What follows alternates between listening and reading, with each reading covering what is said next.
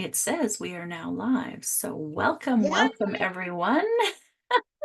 Well, Hello.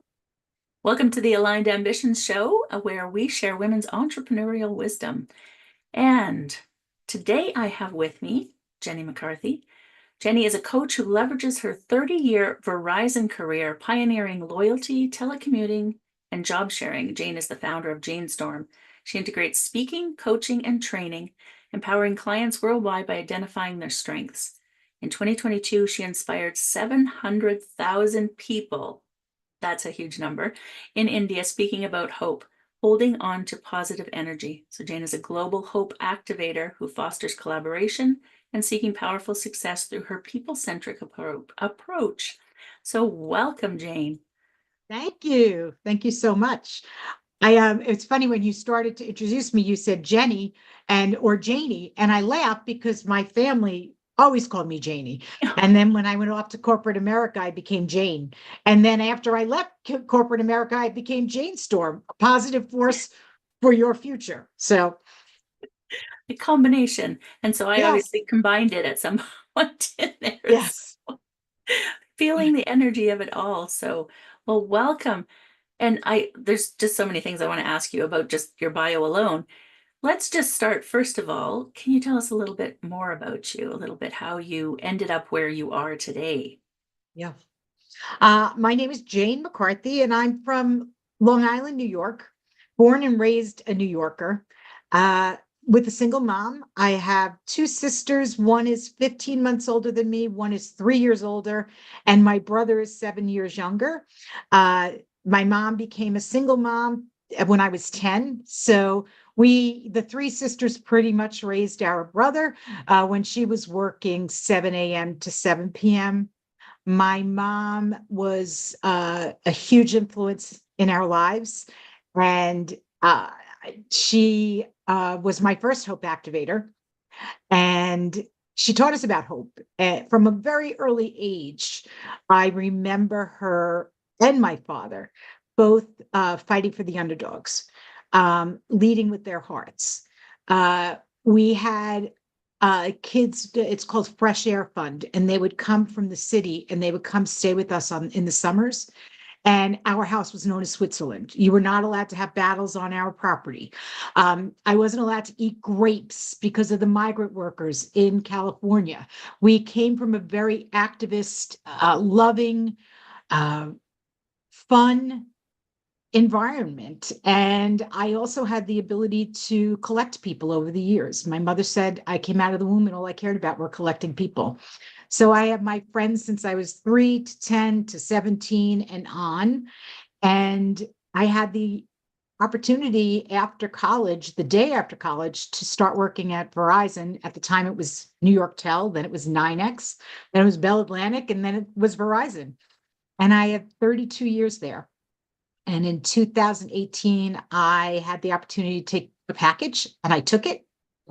And my world opened up like I never knew it would. And I have now traveled to countries I never thought I'd go to. I've met people around the world that have opened up my heart and my life to expansive thoughts about spirituality, about different ways of thinking about things, about business. And it's just been an incredible experience. Wow. Wow. I personally can't even imagine 32 years with one company. I can't. I know people do it. Yeah. I kept seeking, a different corporation that would do it differently. They don't. They don't. So just let me tell you, doesn't matter if it's government, doesn't matter if it's a nonprofit, doesn't matter if it's for profit. They don't do it differently. So transitioning out of that must have been huge. And then into what you do, what was that like? So it's interesting. I was I behind me, I have something called the Happy Place. That's been in my office for years. Even I used to call the work that I did at Verizon the Happy Place in Verizon. I ran their loyalty program for business to business customers. So we gave out points like you would for airline miles. And the whole thing was about relationships. And so for me, not only did I love my job, I got to work out of my house and I job shared. So I worked Monday, Tuesday, Wednesday, and my job share partner down in Virginia, 9 hours away, worked Wednesday, Thursday, Friday. If we saw each other 4 times a year, it was a lot. We would meet on conference bridges because it was way before Zoom or Teams or Google Meet.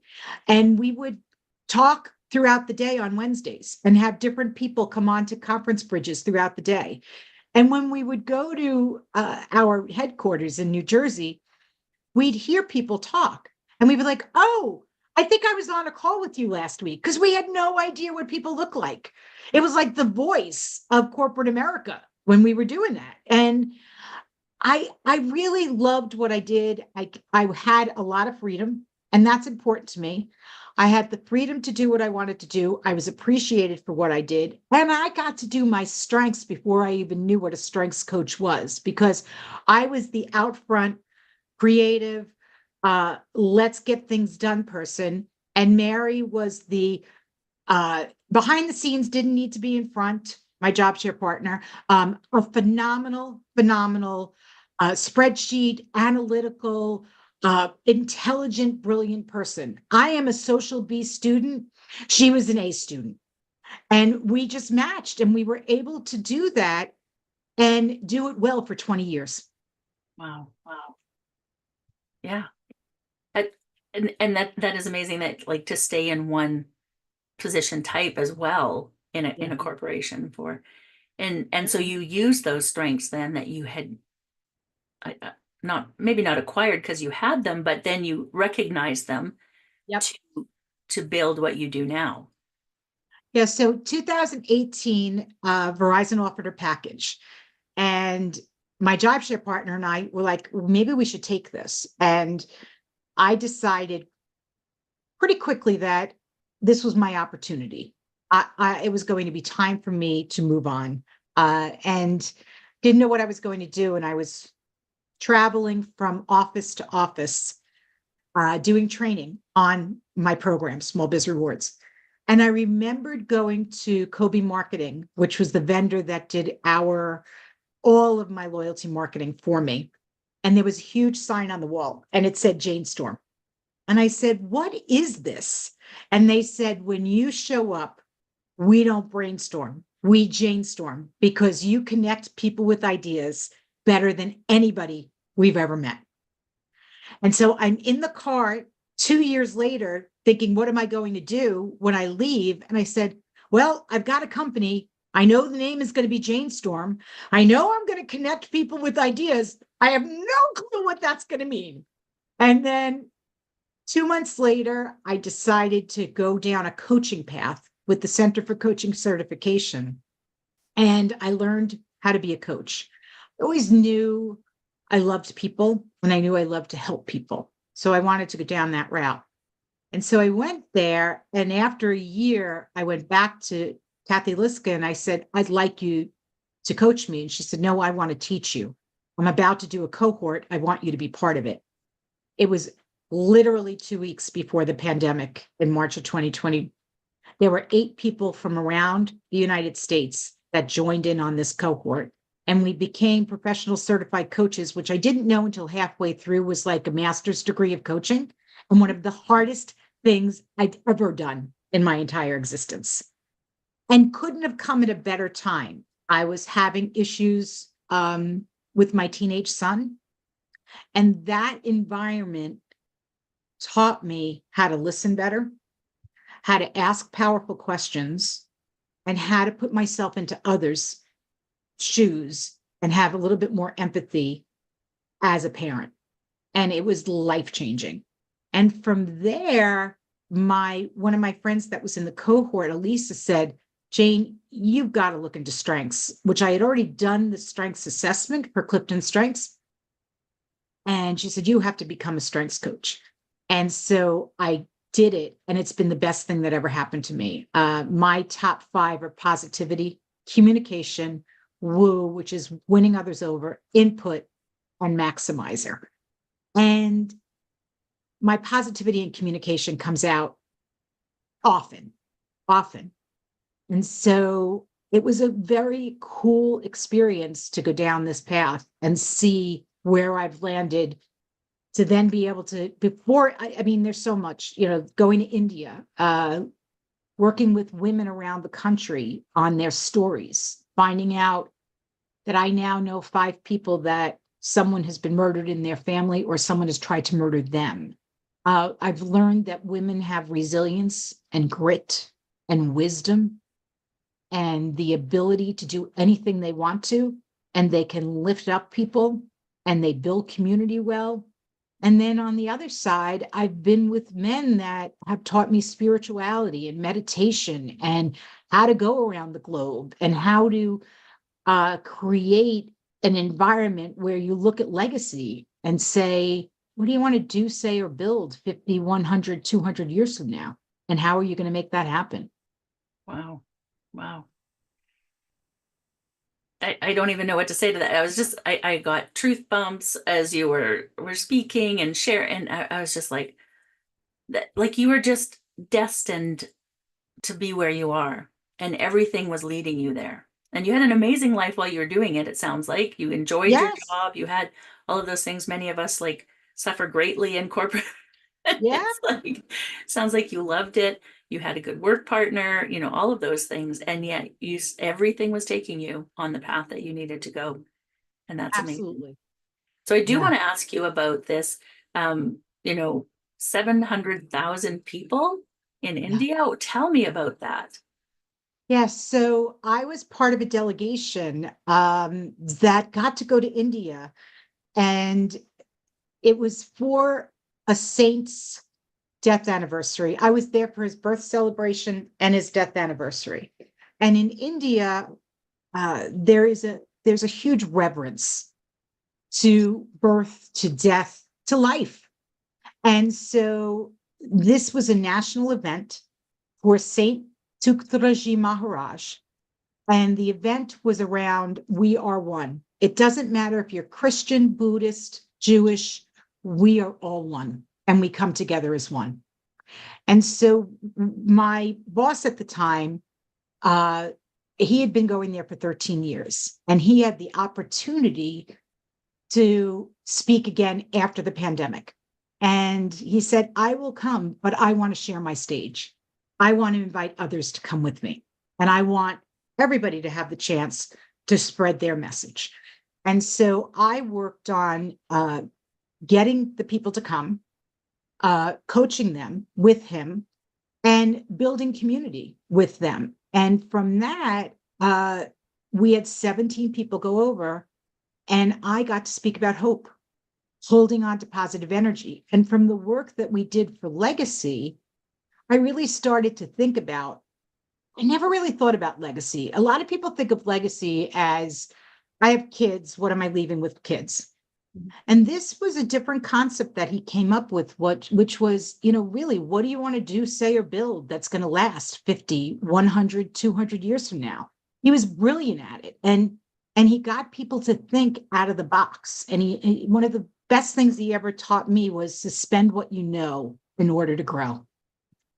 And with that, I started to think, how can I build a community around the world that is focused on a purpose to create a storm of hope, to create a storm that it doesn't mean there aren't problems, but that there are possibilities.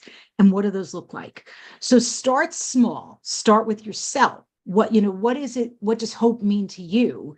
And then from there, how do we build that so that we get this problem or this situation that's going on in the world, that we start to have a ripple effect of hope? Love that. Love that. And what an amazing legacy, really. And it's, everything happens for a reason. I was journaling, I think it was yesterday actually, about what is my legacy? What is, and you have, I literally, yeah, I know, right? Wow. Can't make this stuff up. And I was like, okay, you have kids, and they have kids, and all of that. And it's like, okay, and I've written some books, but what is it that Mhm. I'm sharing that will carry forward? And how can I be more intentional with that? And Yeah. then here you are with like the very next day, like, and I'm okay. I'm Yeah. listening. Ted I'm Buckley would, listening. my mom would say there are no accidents. Yes. There are no accidents. And that's the other thing.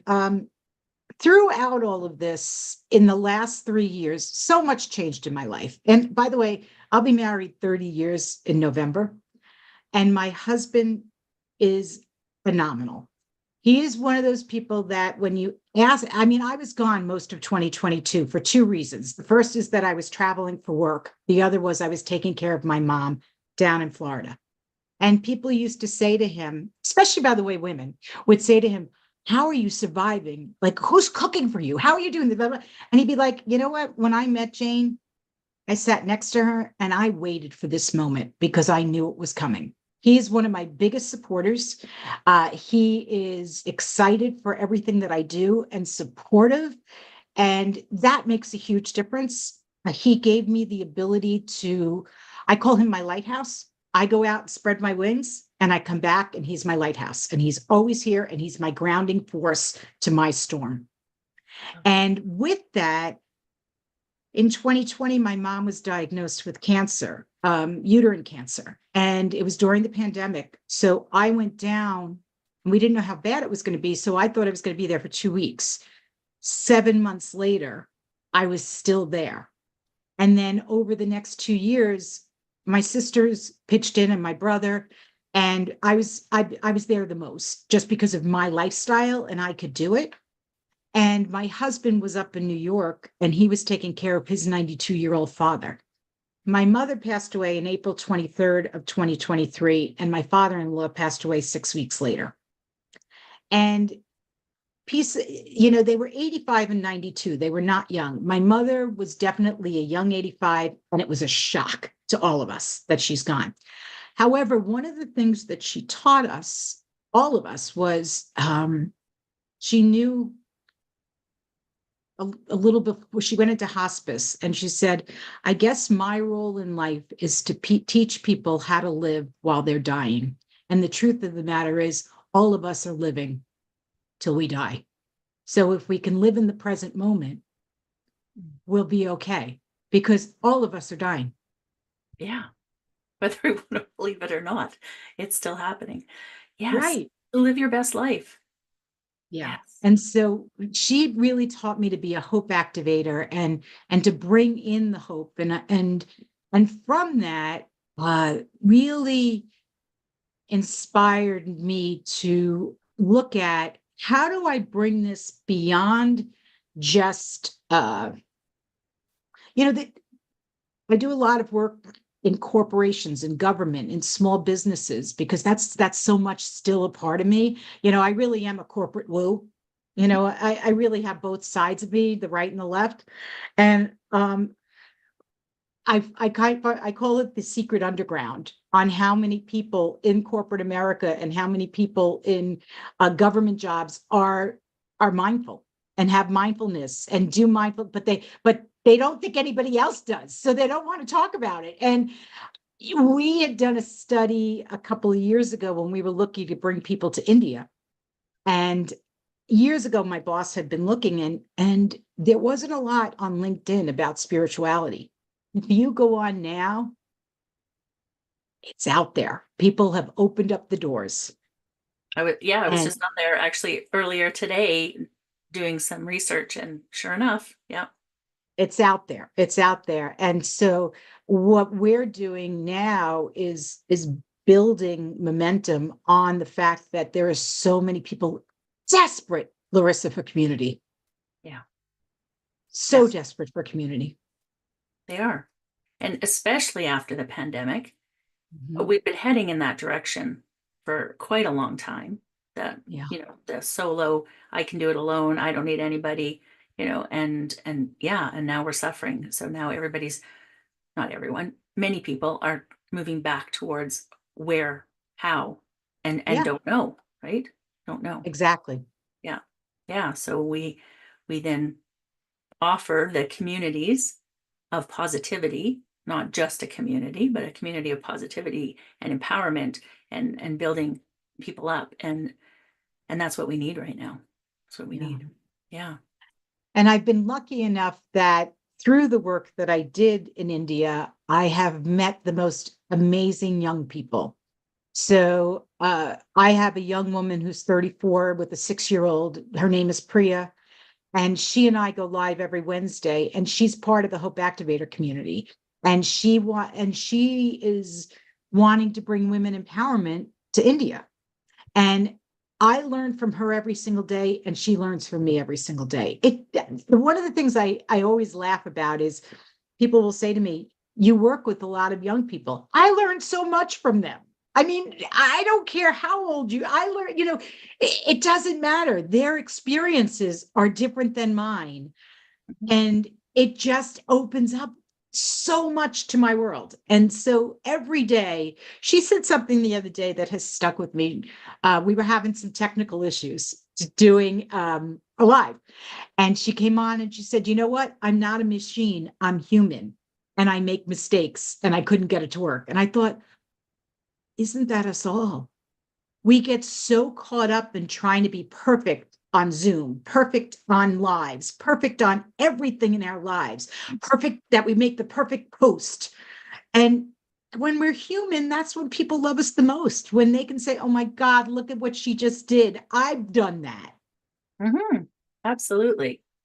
Being authentic is what builds connections. We can't build connections from that place of perfection because it's not real, Yeah. right? It's not real. And we need the authenticity to build those connections. Yeah. So true. Yeah. Oh, yeah. I love the work that you're doing. Absolutely. Now, you hinted at before we started about a retreat that you have coming up that now I'm very intrigued and even more so than I was. So please tell us about that. Yeah, so I've been doing retreats now for the last 5 years. This year alone, I went on 4 retreats. One of the women that came to India with us, her name is Luba Sakarak. She and I started to do things together and collaborating. And she said to me, we did one in Nashville. There were 17 women from ages 20 to 65. I was not in charge of that retreat. She is amazing at it. I just went and I did a strengths with a dash of hope section of it, a workshop on it. And after it, I said, we need to bring this to New York. I need to do it locally. And so she said, if you can get 4 people, let's do it.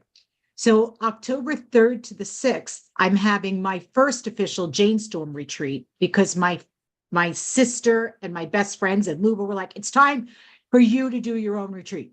And it's a Hope Activator retreat. And it's about shredding stress. It's about becoming the chief energy officer of your life. It's for women that are always doing for others and never do for themselves. It's about building community. It's about wanting to be inspired and inspiring others. It's bringing meditation. It's bringing hiking. Not a lot of hiking because I'm not in that great a shape, but there will be some of that. It will be dancing. I love to dance more in 2024. And just the intuitive card readings, massages, Reiki, all of that's going to be, including looking at who you are as a person and where do you want to go. Are you in the middle of your life and you're in work and you're trying to figure it out? Are you towards the end of work and you're trying to figure that out? And the great thing is that Luba is an agile coach. So we're going to have lanes for everybody and we're going to have post-it notes. So it doesn't matter who you are, where you are, we're going to be able to build this agile plan together. That's going to be so cool. And in the meantime, I'll be working with everybody on their strengths. And for those that don't know, Clifton Strengths is the Strengths Finder assessment. Don Clifton asked the question 50 years ago, what do you want to do? No, that's the other one. That was Will. This is, what would we do if we focused on people's strengths instead of weaknesses? Yeah. And so you take an assessment, it takes about 20 minutes, and then you find out. And so we do a deep dive into strengths because when you know your strengths, people tick. And when you know what you're doing well, you can work with others and then they can see it. And there's a lot that I won't get into now, but 467 out of the top 500 Fortune 500s companies use this.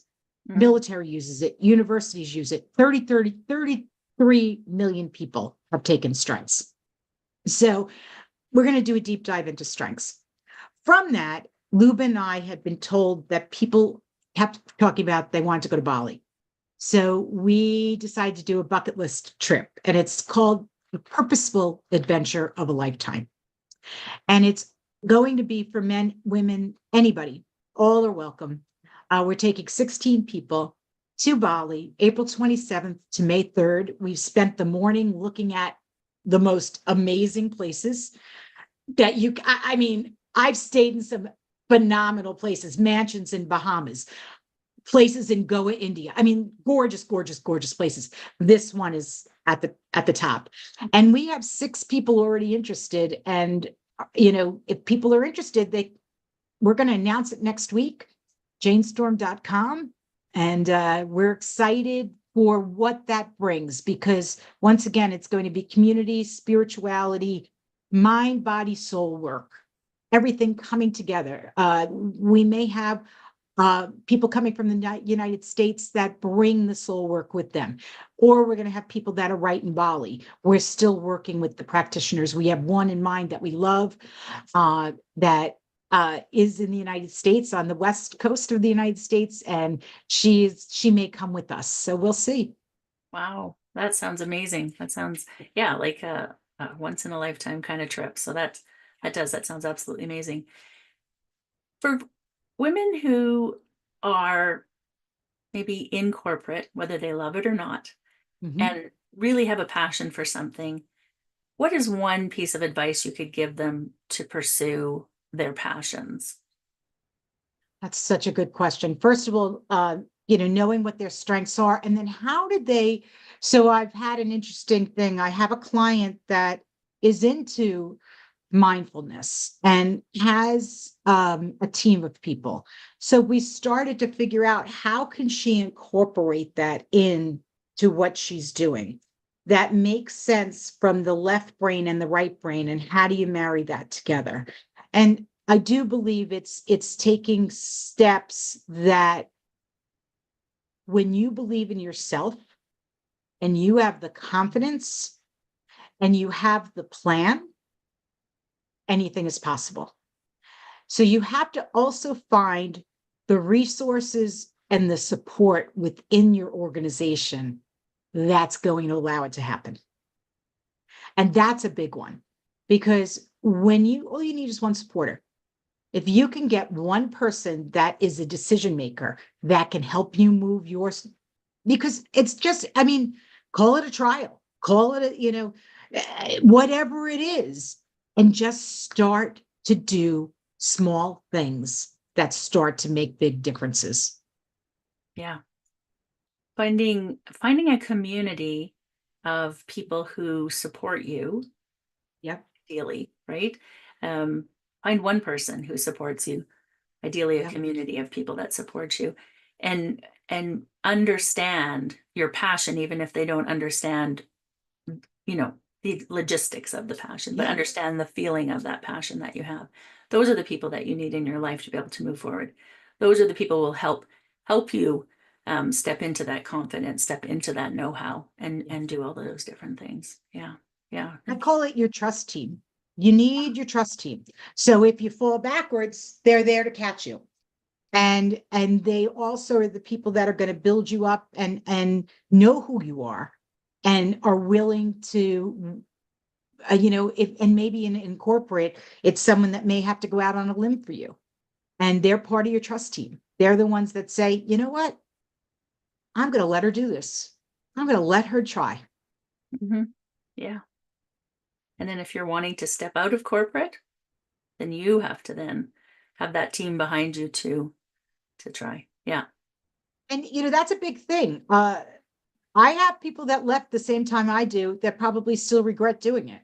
I have never looked back. My world has gotten so much bigger and brighter. As you heard, I loved my work. I Mhm. didn't know what I was missing. I had no idea what I was missing. And can I tell you that it's always easy? Absolutely not. Yeah. Running a business is not an easy thing to do. And it takes determination and guts and resilience to do it. Yeah. Yeah, it absolutely does. Yeah. And a lot of enthusiasm. You can't give up. You cannot give up. You cannot give up. It's so true because there are going to be days that are not the best. And so again, community that, that Yep. will prop you up when you need it, I think is such an Yeah. important part. Yeah. Laura, I want to thank you so much. Is there any final thoughts you want to share before we go? I would say that, one of the things that has been my mantra for this year is help people help others and to be kind. And so there are 165,000 seconds in a day. If we all took some time just to say thank you and to be kind and take that moment to smile, it makes a difference. It makes a difference. And we can do it. It doesn't have to be big things. Little things can make a difference. And it brings us hope. And hope in the end gives us possibilities. Oh, absolutely. I love that. I love that so much. And again, thank you so much for sharing your wisdom. And we will make sure to have all your links so that people can find you and check out this, retreat that you're doing in Bali, because I think that sounds amazing. And Great.